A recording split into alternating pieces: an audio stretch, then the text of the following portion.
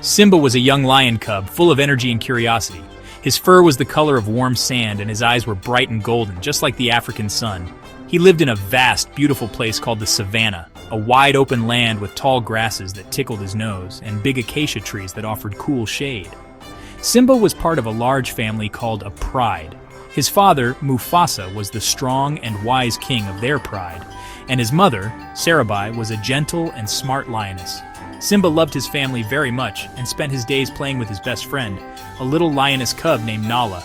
They would chase butterflies and tumble in the dust, their happy roars sounding more like tiny squeaks. Every morning, Simba would wake up to the sounds of the savannah coming to life. He would watch the tall giraffes nibbling on the highest leaves and see herds of zebras with their black and white stripes moving like a dizzying pattern across the plains. His father would teach him about the circle of life, explaining how every animal, from the smallest ant to the biggest elephant, had an important role to play. Simba listened carefully to these lessons, trying to understand what it meant to be a prince. He dreamed of the day he would be big and strong like his father, with a magnificent mane and a roar that could be heard for miles around. Simba looked up to the older lions in his pride, especially the lionesses. They were the hunters, the providers for the family. He would watch them leave for the hunt, their movements sleek and powerful, their eyes focused and determined. They moved together as a team, a silent, coordinated force that always brought back food for the pride. Simba felt a mix of awe and a little bit of impatience. He wanted to join them. He wanted to prove that he was brave and could help his family too. He would practice his pounce on unsuspecting grasshoppers and lizards, imagining they were big, juicy wildebeest. One sunny afternoon, as the heat began to soften, his mother, Sarabai, came to him. She nuzzled his head with her own, her touch warm and reassuring. "Simba," she said softly, her voice like a gentle rumble, "today is a special day. You are old enough to come and watch the hunt. You will not hunt yet, but you will watch and learn." Simba's heart leaped with excitement. This was it, his first real lesson in becoming a hunter. He puffed out his chest, trying to look bigger and more grown-up than he felt. He was ready to see how the real hunters of the savannah worked their magic. As the sun began to dip lower in the sky, casting long shadows across the savannah, the hunting party gathered. The lionesses stretched their long, muscular bodies, their movements graceful and deliberate. Simba stayed close to his mother, his small paws trying to match her confident stride. A feeling of nervousness fluttered in his tummy like a trapped bird. The world seemed so much bigger and quieter now that they were on a mission. The playful sounds of the day had faded, replaced by an air of serious concentration. He could feel the importance of this moment, a test that all young lions must face on their journey to adulthood.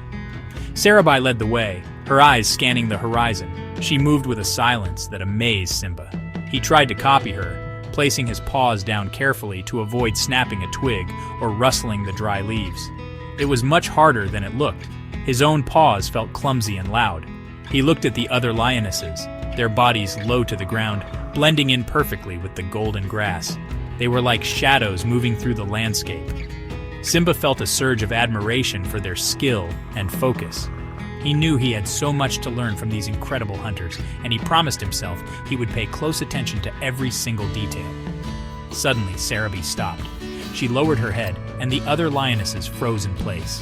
Simba held his breath, his ears twitching to catch any sound.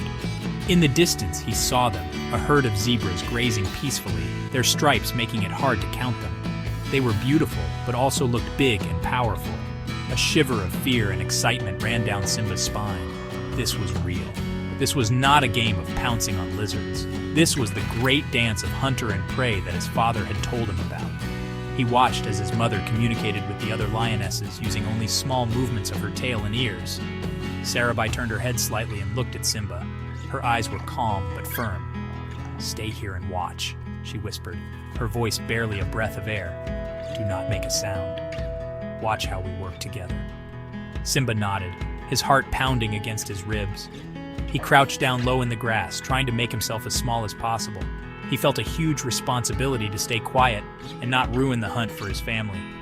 He was a spectator in this grand event, a student in the great classroom of the savannah, and he was determined to be the best student he could possibly be. With a silent signal from Sarabai, the lionesses began to spread out, encircling the unsuspecting zebra herd. They moved with incredible patience, taking one slow, deliberate step at a time. Simba watched, mesmerized, as they used the tall grass and the evening shadows to hide their approach. It was like watching a slow, silent dance, where every move had a purpose.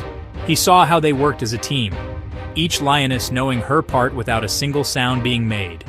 One group moved to the left, another to the right, slowly tightening the circle. Simba's excitement grew so much that he could barely stay still. He wanted to be part of the action. He saw a young zebra, smaller than the others, straying a little from its mother. In his mind, this was his chance.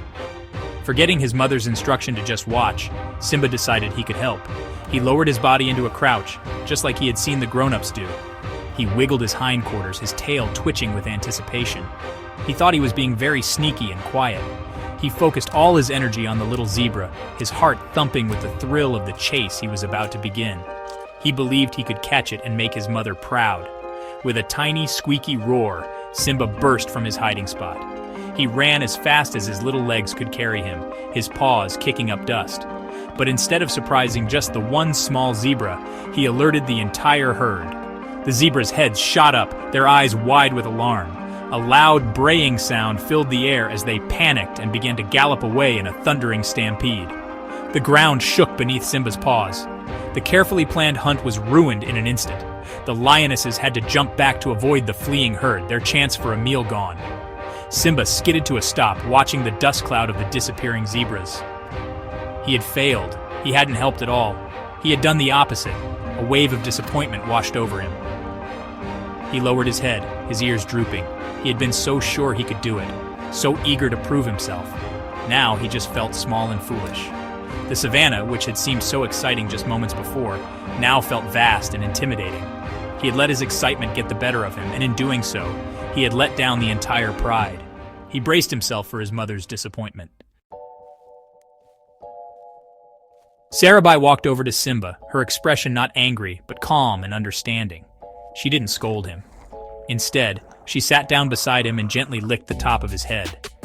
"Hunting is not just about strength or speed, my little one," she said softly. "It is about patience and working together. We watch, we wait for the right moment, and we trust our team. You have the heart of a hunter, Simba, but the mind of a hunter takes time and many lessons to grow." Her words were not a punishment, but a gentle guide, wrapping around him like a warm blanket on a cool night. Simba looked up at his mother, his golden eyes filled with shame. "I'm sorry, Mom," he mumbled. "I just wanted to help." Sarabai nuzzled him again. "I know," she replied, "and that eagerness is a good thing. But a great king and a great hunter must first learn to listen and to be patient. Today you learned that a surprise from one can alert all. This was not a failure, Simba. It was your first lesson.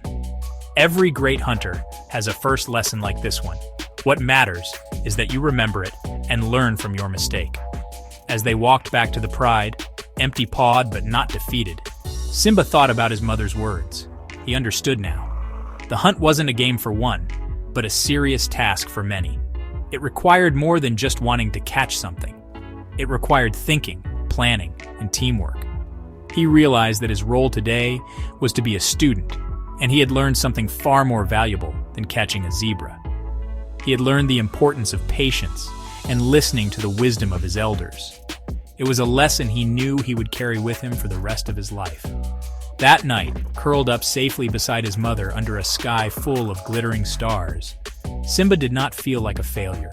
He hadn't caught his first prey, but he felt proud. He was proud that he had been brave enough to go, proud that he had tried, and most of all, proud that he had learned such a big lesson. He knew he had a long way to go before he became a great hunter like his mother, but he was no longer impatient. He was hopeful. He closed his eyes, dreaming of future hunts where he would be patient, clever, and a true member of the team.